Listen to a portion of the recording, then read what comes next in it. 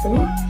Berjumpa lagi dengan saya, Rita Motolasana, mahasiswi semester 3, Pendidikan Guru Pendidikan Anak Usia Dini Fakultas Ilmu Pendidikan Universitas Trunojoyo, Madura. Di video kali ini, saya akan memberikan informasi tentang anak berkebutuhan khusus, yaitu autisme. Mari simak tuntas video berikut ini.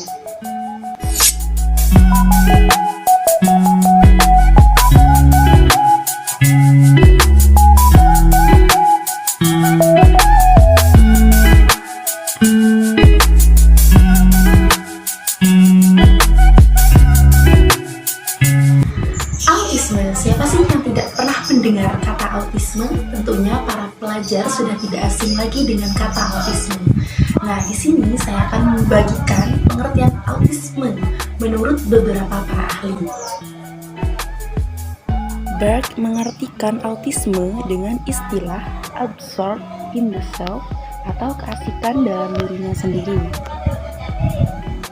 Wall mengartikan autisme sebagai aloof atau withdrawn, yang mana anak tidak tertarik dengan dunia di sekelilingnya.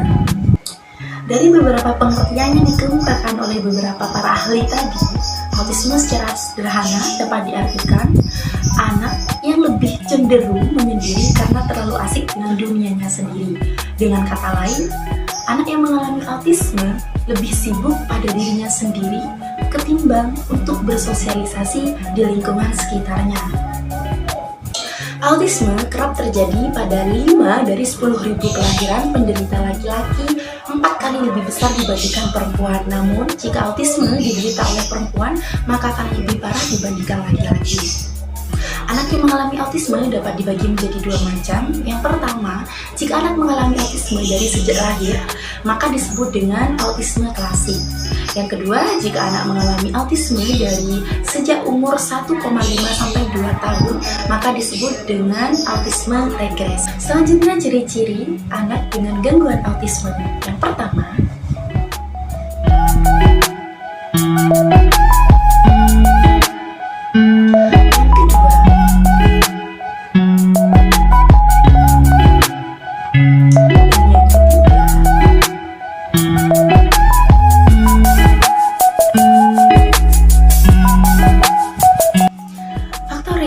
anak autisme antara lain 1. Faktor keturunan atau genetik, 2. Faktor lingkungan, 3. Faktor sosial dan kelahiran. Pada anak autisme, apakah juga memerlukan yang namanya asesmen? Jelas perlu, karena asesmen sendiri dalam konteks pendidikan berfungsi untuk mengetahui kemampuan dan kesulitan yang dihadapi oleh seseorang. Asesmen sebagai bahan untuk mengetahui apa yang sesungguhnya dibutuhkan oleh anak autisme tersebut.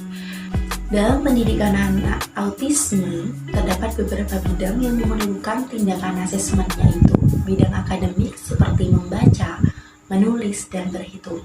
Kedua, bidang sensori motor, dan yang selanjutnya bidang perilaku serta emosi. Selanjutnya, penanganan seperti apa sih yang dapat kita berikan kepada anak autisme? Di dalam buku ajar penanganan anak usia dini berkebutuhan khusus menjelaskan bahwasanya ada 3 terapi yang dapat kita berikan kepada anak autisme. 1. Terapi perilaku.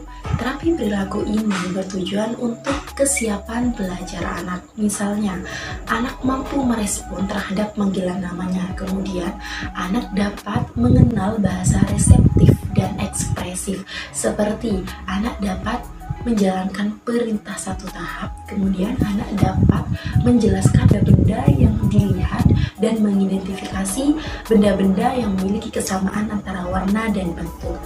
Dan kemudian anak dapat menirukan gerakan motorik kasar. 2. Terapi bermain.